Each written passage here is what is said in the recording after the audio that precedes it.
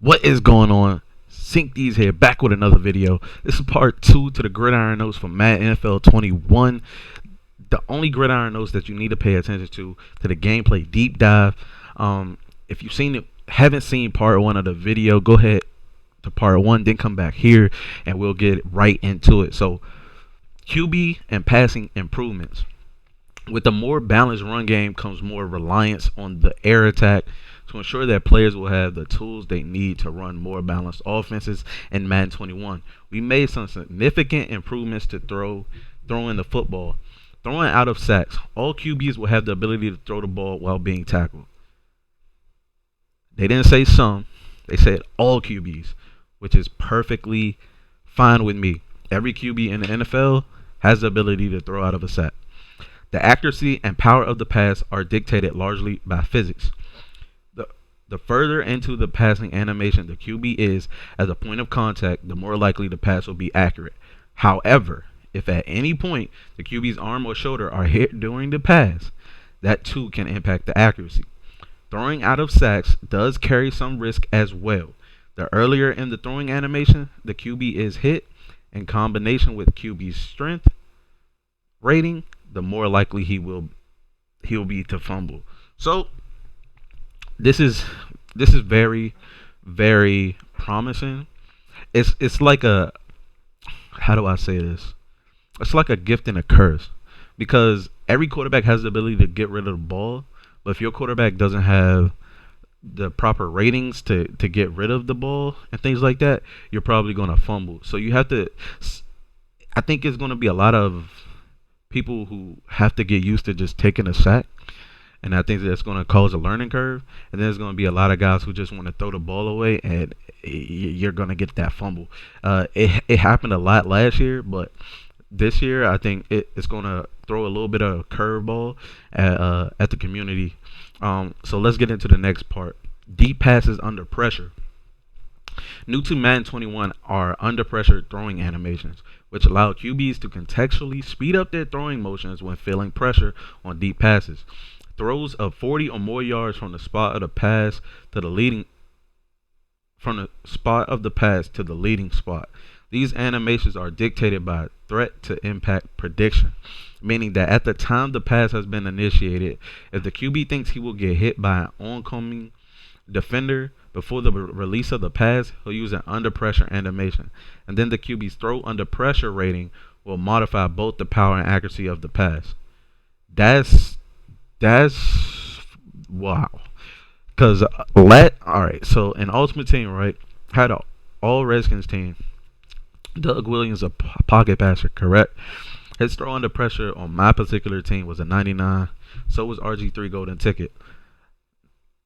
Doug Williams' throw power was about 95. RG3's was about the same, I want to say. So the fact that their throw under pressure rating is a 99, on top of having this animation up here along with this, it might be glitchy late in the year, but start of the year is going to be a little bit crazy trying to figure this stuff out. QB branch outs. QBs can now quickly branch out of the drop back to throw the ball at any time. As soon as the QB has received the snap, if a receiver button input is given, the QB will immediately I can't speak. Branch out of his existing behavior and throw the ball to the intended receiver, which also includes branching out of a play action fakes.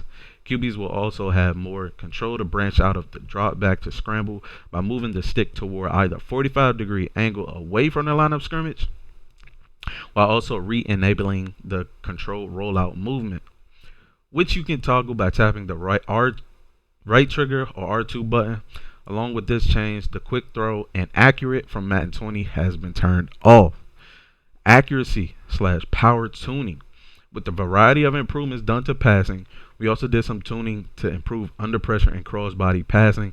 Accuracy to bring more balance for both, making the inaccurate penalties more contextually appropriate to the situation.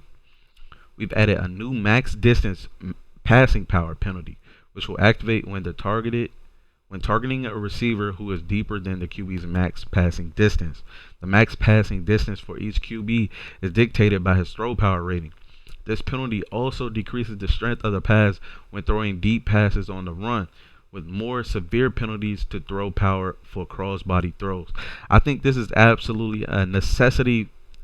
Like, not a lot of QBs. I know Aaron Rodgers, Matthew Stafford, um, QB who won MVP the year, Pat Mahomes, right? Those are certain guys who have that. Dwayne Haskins, I'm gonna throw him in there because he has an arm that it hasn't showcased yet. But those guys are different with the ball in their hands. Like, their arm talent is crazy.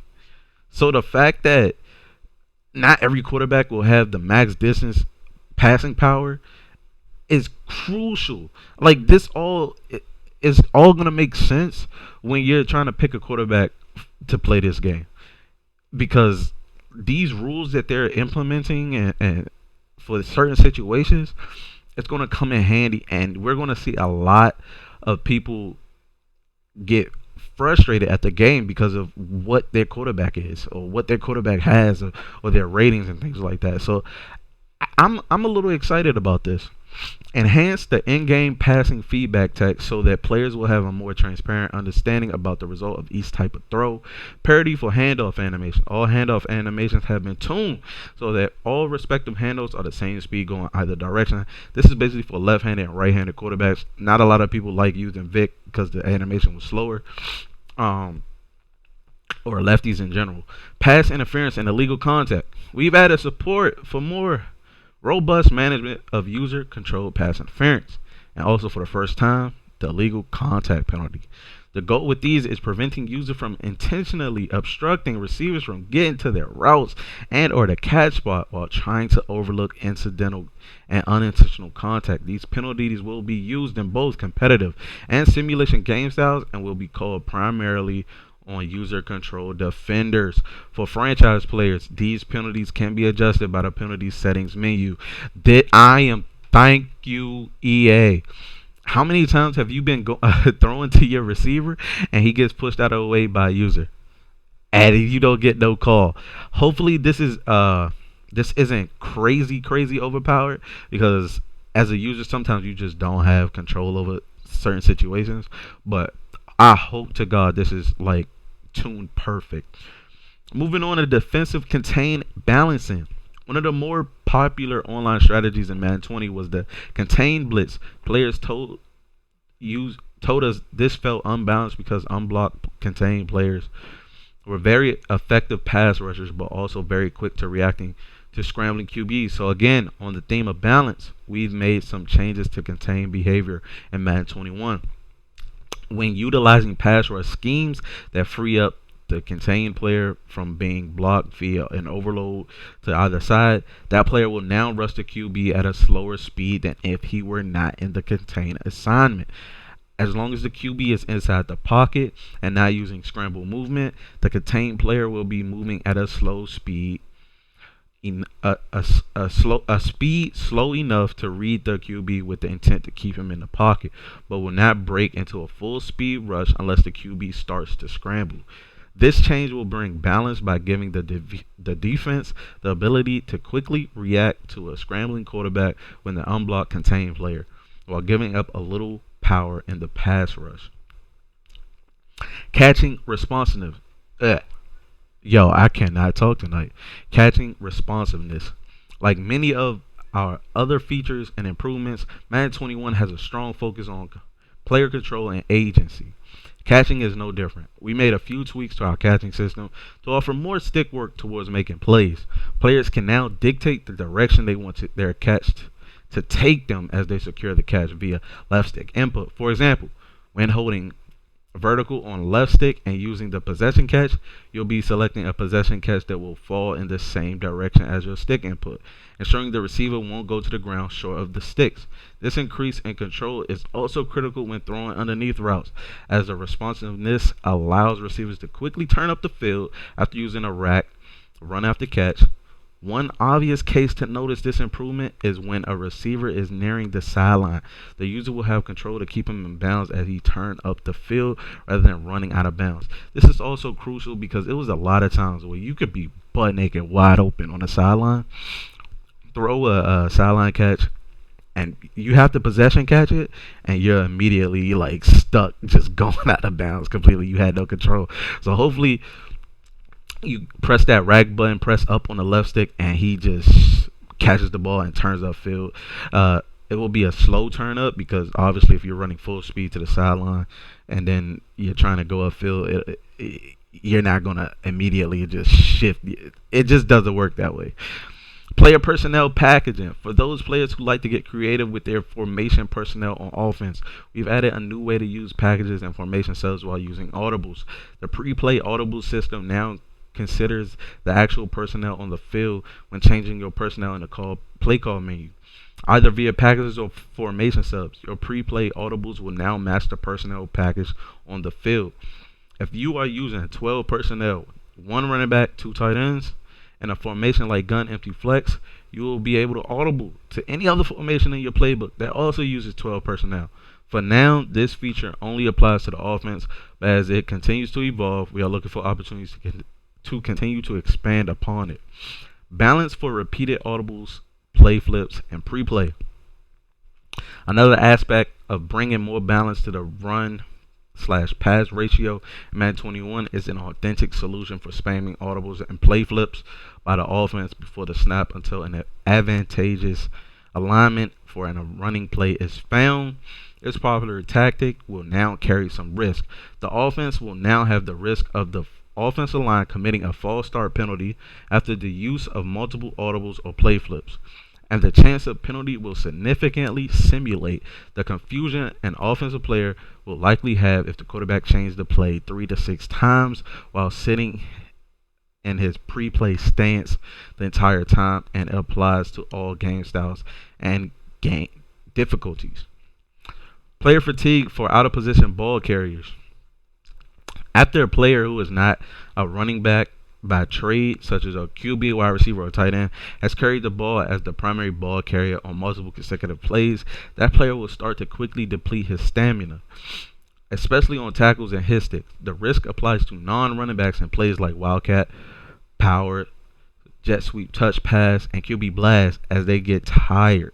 You'll notice them become less effective on the field regardless of their role thereafter. These players will need to be subbed out of the game if overused. If not subbed out, their play will continue to degrade as they get more tired. This system will be used on both competitive and simulation game styles. With this change, it's a significant reduction to fumbles by scrambling QBs on all game styles except for all Madden competitive. However, as players start to get more fatigued, the likelihood of fumbling will naturally increase. Kicking game tuning. We received feedback from players that some aspects of the kicking game were in need of some improvement, so here's a quick list of some changes there. Kick meter on competitive game style has been tuned to be more skill based, meaning it will be more difficult to get accurate kicks for competitive play, and missing the accuracy window will be slightly more punitive. Kick power/wind impact has been tuned on simulation game style so that kickers and punters don't always launch unrealistically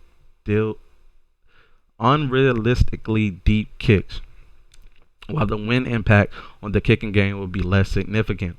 We tuned ball physics to bring more skid to the ball on kicks bouncing on the turf to make the coffin corner kickoff exploits, known in the community as the scum kick, much more difficult to execute.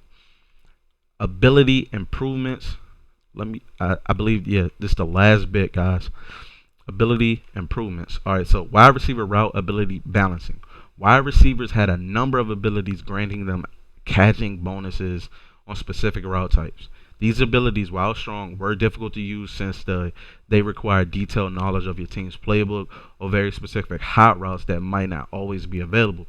At Madden 21, we have reworked these abilities to grant their bonuses when the receiver catches the ball in specific areas of the field, regardless of the route they are on. This allows them to accomplish the initial goal of creating receivers that excel at making plays on specific route types while making them much easier to utilize.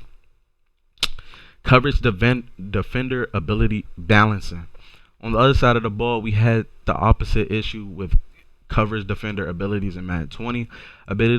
Abilities like man up, zoned out, and universal coverage were essentially one-stop shops. It was too easy to pick up one of these abilities on the defender and just set it and forget it. Ultimately, we didn't like how easy it was to make a defensive powerhouse with very little ability investment. As a solution to this, we have split these abilities up into multiple versions that grant their bonuses across specific areas of the field, mirroring the new wide receiver abilities. Now, coverage defenders will need to specialize in defending an area of the field rather than being able to cover the whole gridiron. Additionally, universal coverage has been converted to an X Factor ability, so the idea of a powerhouse, play the whole field defender can still exist. You'll just have to earn it via the X Factor's objectives. Pass lead ability balancing. The pass lead abilities from Madden 20 were fairly polarizing. They were allowed you to make some impressive plays and throw wide receivers open in the best of circumstances. But more often than not, they could result in throwing uncatchable passes that were out of reach of your receivers. In Madden 21, we have removed the increased leading distance of these abilities and instead boost the ball's velocity.